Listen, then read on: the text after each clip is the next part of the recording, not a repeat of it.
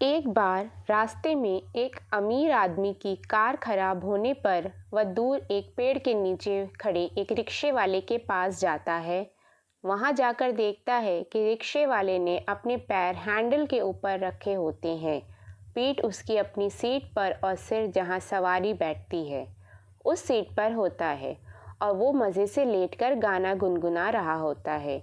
वो अमीर व्यक्ति रिक्शा वाले को ऐसे बैठे हुए देखकर बहुत हैरान होता है कि एक व्यक्ति ऐसे बेआराम तरीके से कैसे रह सकता है, कैसे खुश रह सकता है, कैसे गुनगुना सकता है।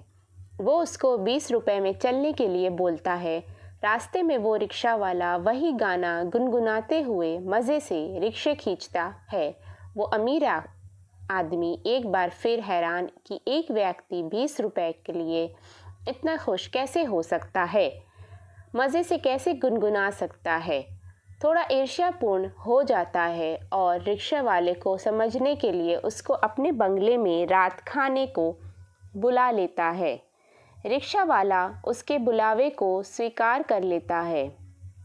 वो अपने हर नौकर को बोल देता है कि इस रिक्शे वाले को सबसे अच्छे खाने की सुविधा दी जाए। अलग अलग तरह के खाने की सेवा दी जाती है। सूप्स, आइसक्रीम, गुलाब जामुन, सब्जियां यानी हर चीज़ वहाँ मौजूद थी। वो रिक्शा वाला खाना शुरू कर देता है। कोई प्रतिक्रिया, कोई घबराहट बयान नहीं करता, बस वही गाना गुनगुनाते हुए मज़े से वो खाना खाता है। सभी लोगों को ऐसे लगता है जैसे रिक्शा वाला ऐसा खाना पहली बार नहीं खा रहा है, पहले भी कई बार खा चुका है। वो अमीर आदमी एक बार फिर हैरान, एक बार फिर ईर्ष्यापूर्ण कि कोई आम आदमी इतने ज़्यादा तरह के व्यंजन देख के भी कोई हैरानी वाली प्रतिक्रिया क्यों नहीं देता और वैसे कैसे गुनगुना रहा है जैसे रिक्शे में गुनगुना रहा था। यह सब कुछ देख अमीर आदमी की ईर्ष्या और बढ़ती है। अब वह रिक्शे वाले को अपने बंगले में कुछ दिन रुकने के लिए बोलता है। रिक्शा वाला हाँ कर देता है।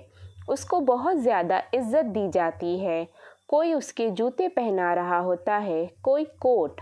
एक बेल बजने से 3-3 नौकर सामने आ जाते हैं।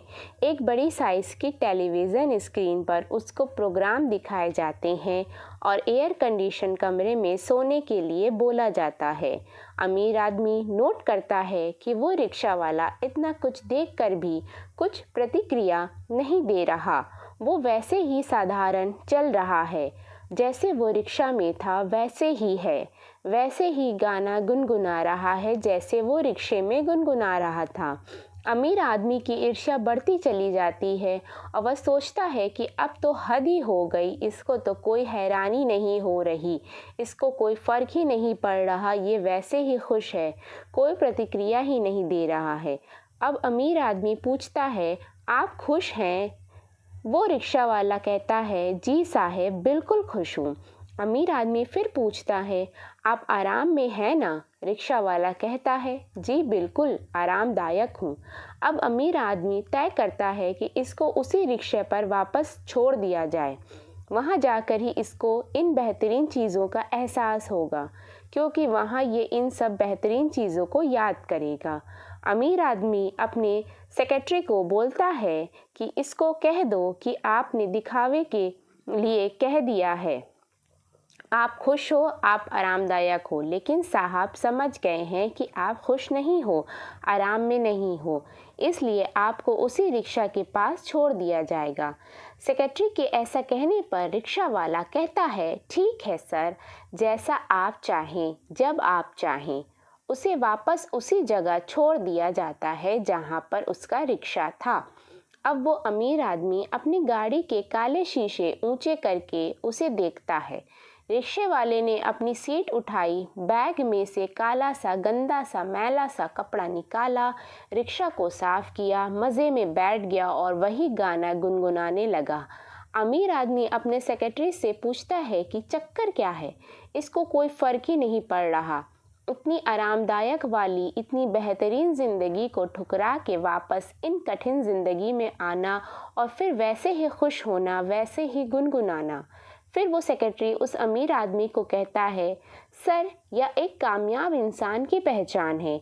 एक कामयाब इंसान वर्तमान में जीता है, उसको मनोरंजन करता है और बढ़िया ज़िंदगी की उम्मीद में अपना वर्तमान ख़राब नहीं करता।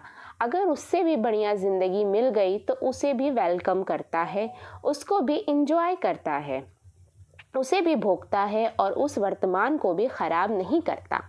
और अगर ज़िंदगी में दोबारा कोई बुरा दिन देखना पड़े तो भी उस वर्तमान को उतने ही खुशी से, उतने ही आनंद से, उतने ही मज़े से भोगता है, मनोरंजन करता है और उसी में आनंद लेता है। इसलिए ध्यान रखिए कि कामयाबी हमारी ही खुशी में छुपी है। अच्छे भविष्य की उम्मीद में अपने वर्तमान को ख़राब नहीं करें और ना ही कम अच्छे दिनों में ज़्यादा अच्छे दिनों को याद करके अपने वर्तमान को ख़राब करें। अपने वर्तमान में आनंद लें। बस ये विचार कर लें कि जो आपके पास है क्या लाखों करोड़ों से भी बेहतर नहीं है। अगर आपको मेरी कहानी पसंद आ रही हो तो प्लीज़ सब्सक्राइब, लाइक ज़रूर करिए। Thank you so much.